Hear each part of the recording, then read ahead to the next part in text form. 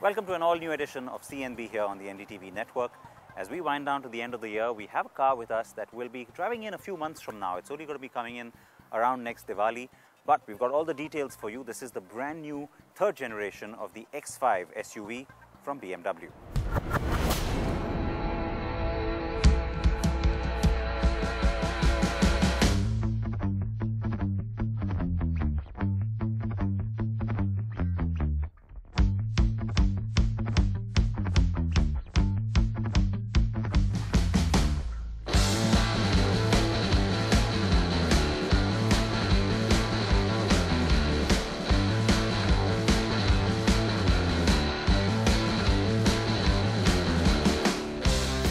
It's had its critics, but the X5 Sports Activity Vehicle, or SAV as BMW likes to call it, has been an immensely successful model for the Bavarian company. It was one of the initial SUVs to combine luxury with a premium badge and throw in reasonable capability too. So this is not an SUV that is trying to best the Land Cruiser or Range Rover, nope. But having said that, it's not half bad when it comes to the gritty stuff too. The face of most BMW vehicles is getting bolder. The kidney-shaped grille is getting wider and bigger and more enhanced, and you definitely have to see that on an X5 because, well, this is one of the biggest vehicles that BMW makes. So, of course, you can expect the next X6 to have perhaps an even bigger face. Having said that, the car doesn't look too heavy up front because unlike the X3, where remember I said that I find the bumper too heavy, this has been broken up a little bit. The air intake has been done in a little bit of a plastic as well as a matte sort of a aluminum look. That's nice because it breaks up that monotony. You've also got these inserts down here, and then you've got the fog lamp. Remember, the SUV range from BMW is not just 4 eyes, it's 6 eyes as they say. So the fog lamp inserts very, very crucial to that design element. And even the headlamp, even though it's nice and big, doesn't look heavy because again, it's been broken up with different elements, and you can see, of course, the signature 2 twin rings in there. But besides that, I do like the way it's been layered. So ends up looking fairly nice and compact up front. As you come around to the side of the vehicle, this is the part I was a little bit afraid of. When I knew that the new X5 was going to drive into town, I was a little worried. Will they make it just a little too large? Because, you know, that's pretty much where the competition has been going. You start seeing really long wheelbases, third row seating. Now this car has 3-row seating, but it still doesn't look too heavy along the side. Even though the overall length has been enhanced, you do see a nice long hood up front, yet the proportions still work. What has been also enhanced is the greenhouse. You see a lot more of an airier cabin, and that's because you see more glass around, and yet it doesn't tend to look disproportionate. That kind of fits in well with the kind of design language you see coming in from other brands like Range Rover as well. This particular kink, as they call it, the Hofmeister kink, is typical of all BMWs, so that of course has to be there. And as you come around to the back, the signature BMW tail lights also have to be there, and so you do see that L-shaped tail light at the back. And the X5 logo, nice and big as well. It's fairly simplistic at the rear, and yet it enhances the new width that the car has, and also tells you that it's pretty spacious in the rear. So overall, when you look at it, you have to almost look twice to see that, hey, hang on, is that the new X5? In some senses, that's a good thing. In others, it might make buyers feel, hang on, I would have liked something a little snazzier, a little more contemporary, a little bit more modern. But having said that, the car will still turn heads for being well proportioned, muscular, and yes, for being a BMW. It's a bit like the outgoing model, only implies more space without being bulky. The first impression you get from this cabin is that it is very much like the old one, and yet you pick up these nice little hints where I think BMW has tried something and it's worked, which is to make the cabin seem just a little bit more upmarket, a little more high-end, a little more of that pampering, luxurious feel. Now that's crucial because it's not just the Q7 or the M-Class, but remember, even cars like the Range Rover, they're moving up in terms of luxury, in terms of that quotient, and so BMW is trying to sort of catch some of that interest from the buying community. So you have all sorts of options. The car we have has been really nicely loaded because you get all of those optional goodies on this one. The dash has been finished off in leather. There's a nice burl wood finish, and then you've got this piano black as well as a strip of metal. Now that's pretty bold, I have to say, and yet it sort of works. 3, 4, 5 different color schemes, all blended together. You got grey, you got wood, you got black, you got metal, and you've got light beige. But somehow the quality of these materials brings it all together. Nice big screen as well. In fact, also gives you a nice little camera view. So that's nice, but that only works when the car is static. All the typical things you expect, head-up display, and all the layout in terms of the buttons and the features and the safety gadgets on board. All of that is pretty much what you'd expect.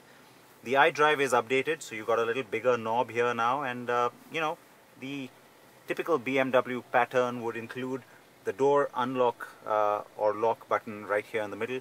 Now you've got this new little button here, which is a rear collision warning system, and it's nice to see that the door unlock and lock has moved out to the door, so it's a lot more convenient, if you will, to reach out to it.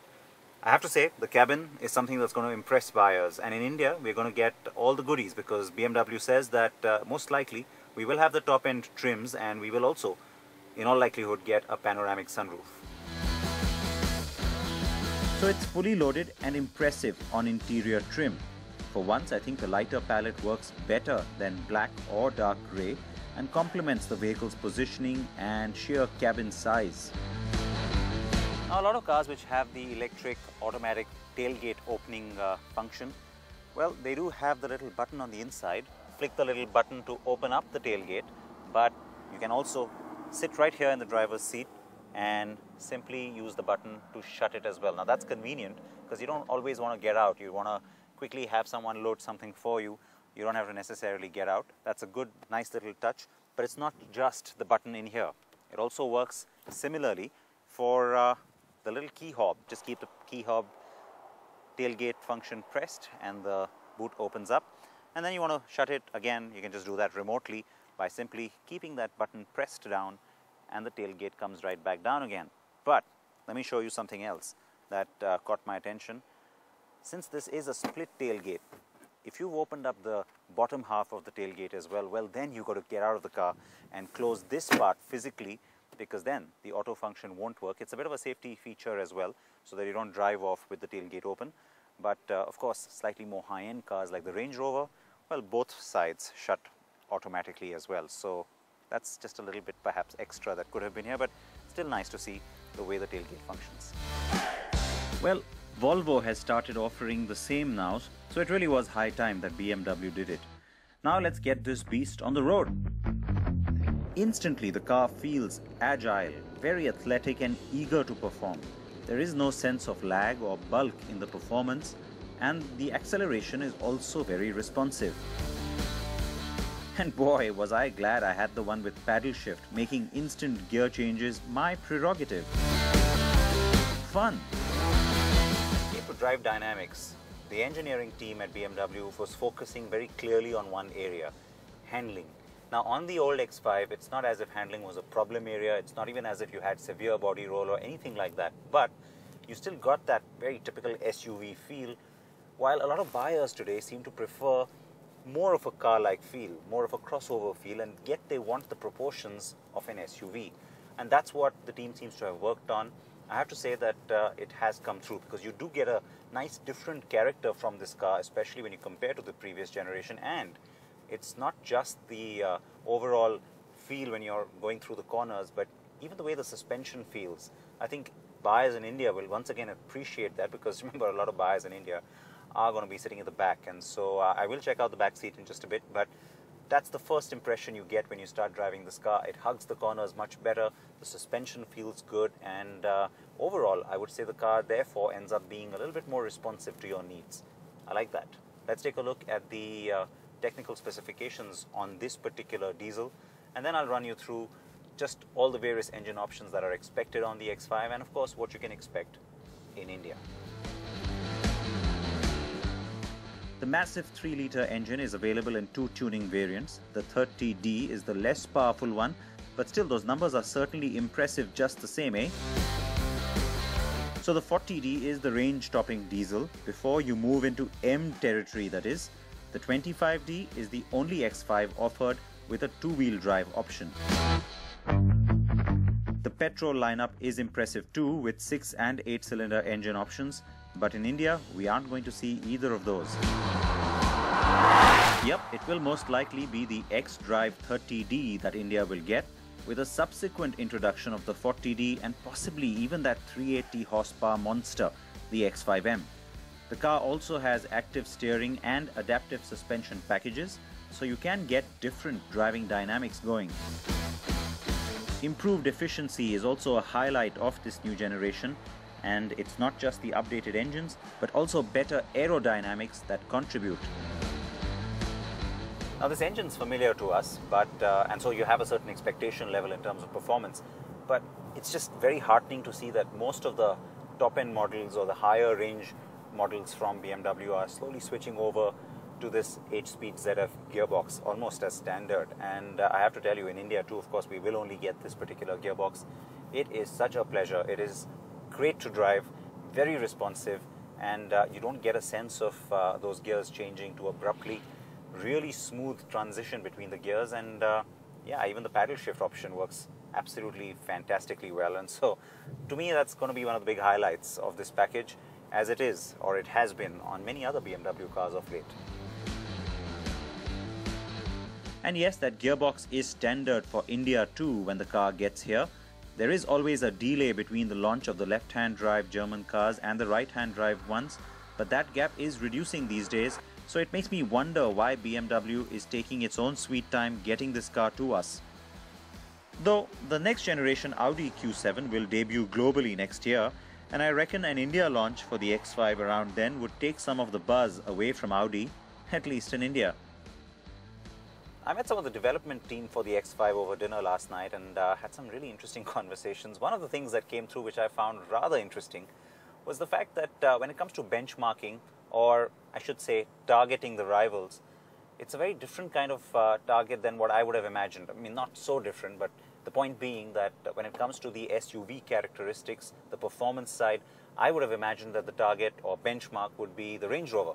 When it comes to the luxury quotient, because this is a premium car, I would have imagined that you'd look at something like a Porsche Cayenne or perhaps even the Audi Q7 to a certain extent.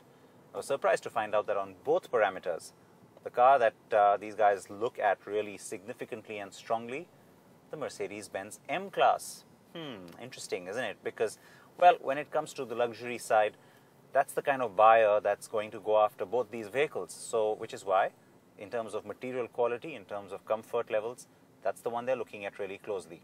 And when you look at the performance side, well, they say that the Range Rover type of vehicle becomes almost extreme, too much of an off-roading specialist vehicle, while again, this buyer is more urban and perhaps isn't looking for that kind of a credential, and so which is why the M-Class, the #1 rival, comes from the boys from Stuttgart. Interesting. But in India, the trick will be to price it right too. Again, something Mercedes-Benz has done pretty well with the latest M-Class, or else the X5 might just end up looking a little too pricey. I did check out the back seat, by the way, and found that the experience was pretty comfortable. We also managed to get a bit of off-road section in as well, splashing around in the slush and also getting up some steep slopes and some uneven surfaces. The X5 held its own quite well. Expect to see the new X5 in India for the first time at the February Auto Expo in New Delhi, but a market launch will only happen around September.